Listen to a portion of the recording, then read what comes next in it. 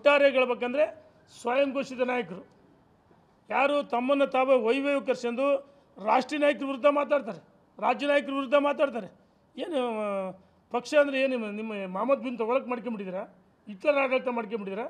ನೀವು ಅಧ್ಯಕ್ಷ ಆದರೂ ಒಪ್ಕೋಬೇಕು, ಪ್ರತಿಪಕ್ಷ ನಾಯಕರು ನೀವು ಒಪ್ಕೋಬೇಕು, ಇನ್ನೂರು ಯಾರನ್ನೂ ಒಪ್ಪಿಗೆನೂ ಕಡಿಯಿಲ್ಲ.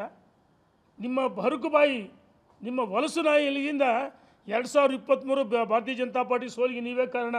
ನೇರವಾಗಿ ನಿಮ್ಮನ್ನೇ ಟಾರ್ಗೆಟ್ ಮಾಡ್ತೀವಿ.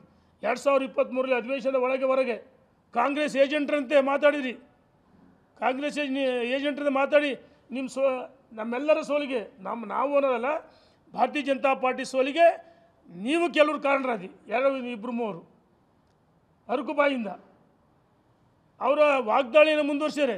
ನಿನ್ನೆ ಒಂದು ಮಾತು ಹೇಳಿದ್ದಾರೆ, ನರೇಂದ್ರ ಮೋದಿಯವರಿಗೆ ಒಂದು ಮಾತನ್ನು ಹೇಳ್ತೀನಿ.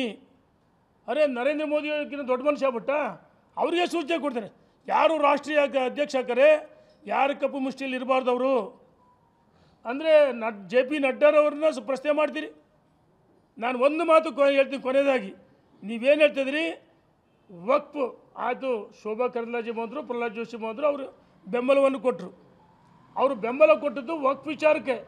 ಜಾಯಿಂಟ್ ಪಾರ್ಲಿಮೆಂಟ್ ಕಮಿಟಿ ಬಂದದ್ದು ಕೇಂದ್ರದ ಸಚಿವರು ಅಲ್ಲಿದ್ದರು ಅಂತ ಅವ್ರು ಬಂದು ಅಹವಾಲನ್ನು ಸ್ವೀಕಾರ ಮಾಡಿದರು. ನೀವು ಬಂದಿದ್ದೀರಿ ಅಂತ ಅಲ್ಲ, ಅವನೇ ಬಂದಿಲ್ಲ, ನೀವು ಕೂತೀರಿ ಅಂತ ಬಂದಿಲ್ಲ.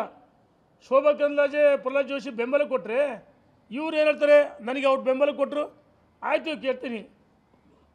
ಸನ್ಮಾನ್ಯ ಏನು ಹಿಂದೂ ಸ್ವಯಂ ಘೋಷಿತ ನಾಯಕರಲ್ಲ, ನಿಮ್ಮ ಹೋರಾಟಕ್ಕೆ ಬೆಂಬಲ ಕೊಟ್ಟರು ಅಷ್ಟೇ.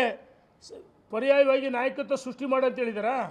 ಪರ್ಯಾಯವಾಗಿ ಸಂಘಟನೆ ಮಾಡಿರಿ ಅಂತ ಓಡಾಟ ಮಾಡೋಕ್ಕೆ ಹೇಳಿದಾರಾ?